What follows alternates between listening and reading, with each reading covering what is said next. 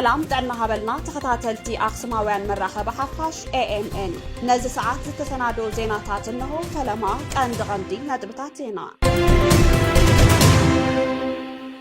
منسي تقراي سقات كيناتن سنة سراحن أماريرو كاب تقراي يوز كمزلو تملاخيتو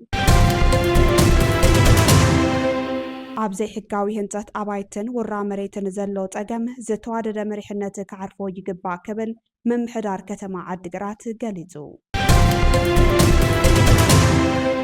زخوني يخون نقاداي أبي تحت سرعات فاينانس منقست سلازم محادر كتباوي كالولاو كاب مفتار كغطاب يجبا تباهيلو وجب حبرات هاجرات أبي كلل تقراي زر أزلو نابقونتي نايم ملاس زنبالتات كام زشاغلو قليزو زرزرو يسعب منسي تقراي بسقاتو كيناتن سنة سراحن أماريرو كاب تقراي يوز كمزلو تملاخيتو بفلاي أبز سوون بررا أير دو كاب زبل كاب إسران حادا نتري كالتشون عسرتشون مونتنا بتمرت جميرو بباس تقبر قعزو مناسي كاب مقلنا بعفارنا ديسابان كامز تبراخته أب ماكلات تكيت باس زقرة لنبوتاتا تكاتما مغلا بزح تقعستي تبراخيتهم أتوم كاب تقراي زوتو زلو مناسي من مارت يوم ناب أجرم زمرحهم فقدر سدات زبتاتون زلو منسي تقراي أب عفارنا ديسابان بأنفت جبوتن دريداوان زت أبيوم دلالو ننبسوم ناب حدقا أبقاليهم دلالو متالليك آلات ساريحكم هي تخفلو إخوم بببال ناب أقول برخاتات قعزو سدات مساب تحوم أقداد كفليتات كخفلو ناتقبره بيت سبوم أب قطباوي مقسوغال يسات حوم اللو أتيك عندي دفاعي كونت دما مريحنتاوي انكفاتات تقراين قوس كيناتن هلو بوليتيكاوي قلولاون مخانوم تفليدو نزي زراقود حق قدما بوليس كتما اللاماتا أبت كبابي مزلو أبالات حيلتات تزدتات تقراين أبالات ملشان بمبوداد بدلالو تتاليلون بزي حقاوي من قدي هوتو ما بحادة قاوديقوم ناب سعود عرب زي تبقسو إسران شمونتن من عسي حيزو ناب بيت سبوم كام زركبه كوميشن بوليس تقراي 18 تري كلتشن 18 عام تمرت زوجو حابريتا يملخد دلالو كفلي تتكيت سلام باس مقالة ديسابا 3 شحبر اندهالو كاب بيرو تمشاطيروم بتغلل بموزع كاب 8 شحبر كساب 13 شحبر الناشطو تقعزاي كساقه يقبرو لو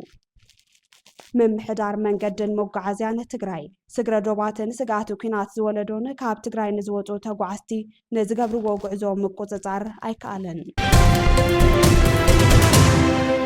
أبزي حقاوي هنتات أبايتن ورا مريتن زلو تقم زتوارد مريحنة كعرفو يقبع كبل من محدار كتما عدقرات قليزو حابيد منقس تقراي عمليتو زلو من محدار مريت تقراي سمويا بيت مزقاجا تقراي ندلالون مريت هزبي كام دلا مشانشينو من ناشدو نالوتو زمتو خوينوم بفلاي دحر كينات هزبي أب سفح طلب منبري أبزل الأوان مريت دخا نابيد دلالون حلف تابعت مزاجان ودي قلو من محدار كتما عدقرات فتحن تدتان بفولي زقامقام خوينو بكانتيبا كتما عدقرات أي ترداي قبر اكزابهر أبورا مريتن زي حقاوي هنتات أبايتي زرأيو كفتاتاتك الرم يوم كبلو قال زعتو خوينوم زملكتو أكال بتخرات كسرح دما التحساسيبوم اتسفح تخرات زت قلب ورا مريت كتماتات تقراي بمتحساسبي من محدار كتما عدقرات كفتحكوا زي كال انتخونه منقستي زلو تقامات أب ممحدار مريت بقلتي زملاختيو كابيني ممحدار كتما عدقرات نلعل 3 عامت كيلم عززنحة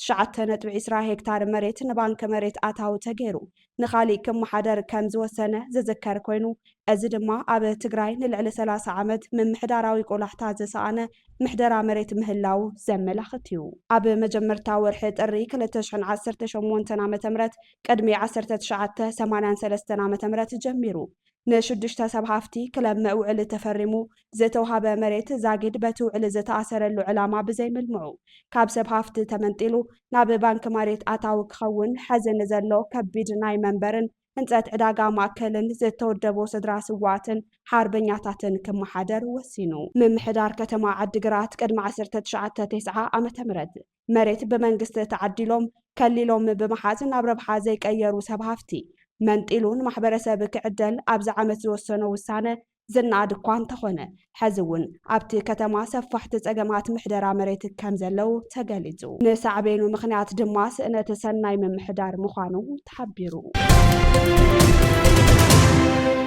ዝኾነ ይኹን ነጋዳይ ኣብ ትሕቲ ስርዓት ፋይናንስ መንግስቲ ስለ ዝመሓደር ቁጠባዊ ቅልውላው ካብ ምፍጣር ክቁጠብ ይግባእ ተባሂሉ እዚ ዝተባሃለ ቤት ምክሪ ንግድን ዘፈር ማሕበራትን ከተማ ዓዲግራትን ሰብ ሞያ ሚድያን ኮሙኒኬሽንን ኣብ ዝተውሃበ ጋዜጣዊ መግለፂ እዩ ምክትል ፕሬዝዳንት ቤት ምክሪ ንግድን ዘፈር ማሕበራትን ከተማ ዓዲግራት ኣይተፍጹም ዘርኡ ከም ዝገለጽዎ ኣብዚ ሕዚ እዋን ኣብ ነጋዶ ዝርአ ዘሎ ዘይፍትሓዊ ዋጋ ዕዳጋ ባንኪ ትራንስፈር ዘይምቕባል ኣግባብነት ከም ዘይብሉን ብመንግስቲ ንዝውሰደሎም ስጉምቲ ድማ ካብ ቤት ምክሪ ንግድን ዘፈር ማሕበራትን ሓላፍነት ከም ዘይወስዱ ገሊጾም ዘሎ ፀገም ጥረ ገንዘብ ክሳብ ዕላዊ ፍታሕ ዝወሃብ ብዲጂታላዊ ዝተሓገዘ ምትሕልላፍ ገንዘብ ቅቡል ክገብሩን ብጥረ ገንዘብ እምበር ብትራንስፈር ኣይንቕበልን ምባል ጉጉይ ኣካይዳ እዩ ክብሉ ሓቢሮም ተፈጢሩ ዘሎ ሕፅረት ጥረ ገንዘብ ንምፍታሕ ገንዘብ ኣብ ደገ ዘቐመጡ ነጋዶ ናብ ባንክ ኣታው ክገብሩ ወሲኾም ሓቢሮም ኣባል ቦርድ ቤት ምክርን ዘፈር ማሕበራትን ከተማ ዓዲግራት ሹምዓ ጋመ ኣጽብሃ ገብረ ኣረጋዊ ብዘይ ዝኾነ ምክንያት ወሰኽ ናህሪ ዝገብሩ ነጋዶ ኣብ ሕብረተሰብ ቁጠባዊ ምንጋዕ ይፈጥር ስለ ዘሎ ክቕጠቡ ጠዊዖም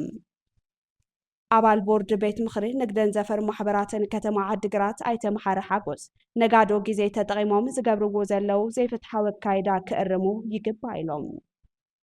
ኣብ ሕብረተሰብ ቁጠባዊ ሓስያን ንዘብፅሑ ነጋዶ ናብ ዝምልከቱ ኣካል ኣብ ምብፃሕ ህዝቢ ሓጋዛይ ክኸውን ኣለዎ ክብሉ ኣገንዚቦም ክብል ጉዳያት ኮሙኒኬሽን ዞባ ምብራቅ ትግራይ ፀብፂቡ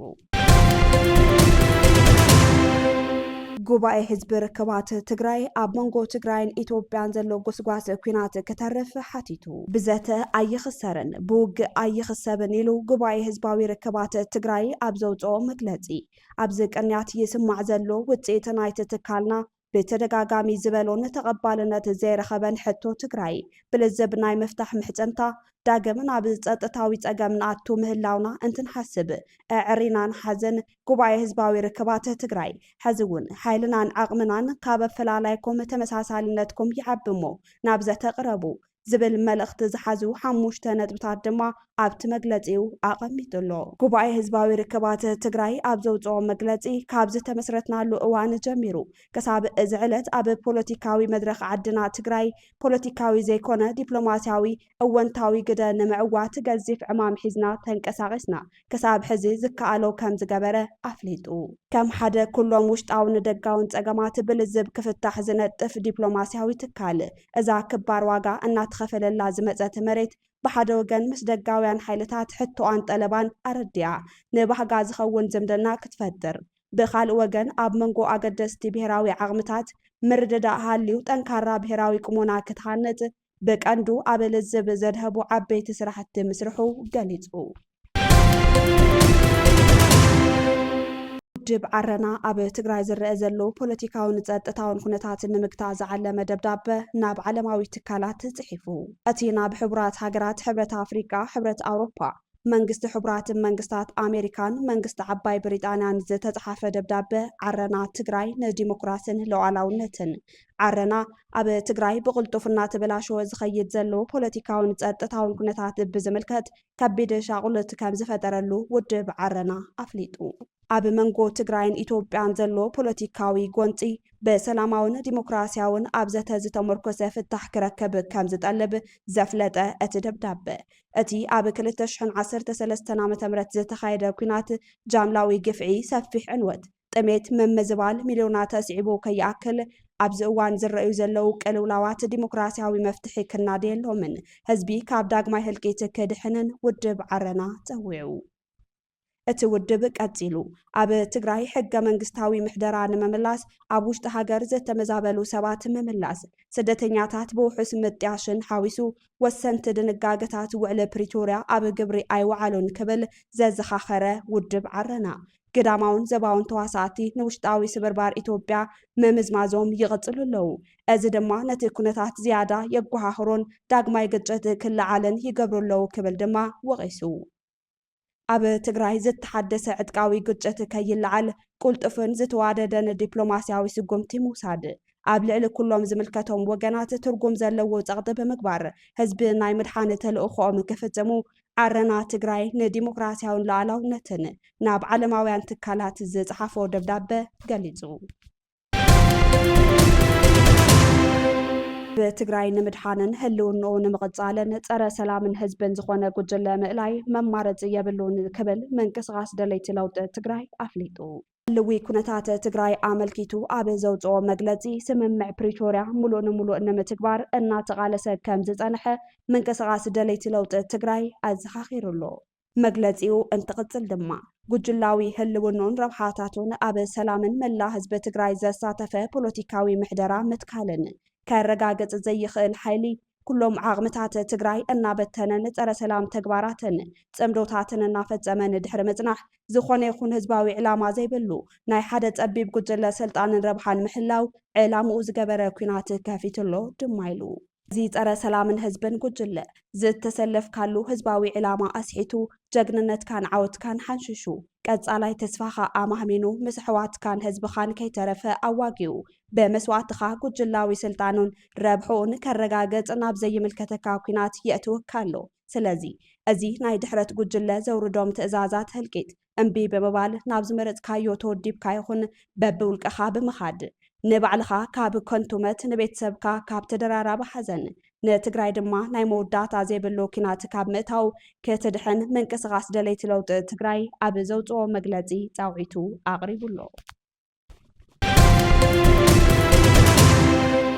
ሕቡራት ሃገራት ኣብ ክልል ትግራይ ዝርአ ዘሎ ናብ ጎንፂ ናይ ምምላስ ዝንባለታት ከም ዘሻቐሎ ገሊጹ እቲ ቤት ጽሕፈት ዋና ጸሓፊ ዝወፀ መግለጺ ከም ዝሓበሮ እቲ ሕብረት ለሙቕነ ኣብ ኢትዮጵያ ብፍላይ ድማ ኣብ ክልል ትግራይ ዝርአ ዘሎ ሓደሽቲ ምዕባለታት ብቐረባ ይከታተሉ ከም ዘሎ ኣረዲኡ እቲ መግለጺ ብስም ምክትል ወሃቢ ቃል እቲ ቤት ጽሕፈት ባህራን ሓቂ ዝወፀ ኮይኑ እቲ ሓድሽ ኩነታት ኣዝዩ ዘሻቐለ ከም ዝኾነን እቲ ዋና ጸሓፊ ብትኹረት ይከታተሉ ከም ዘሎን ይሕብር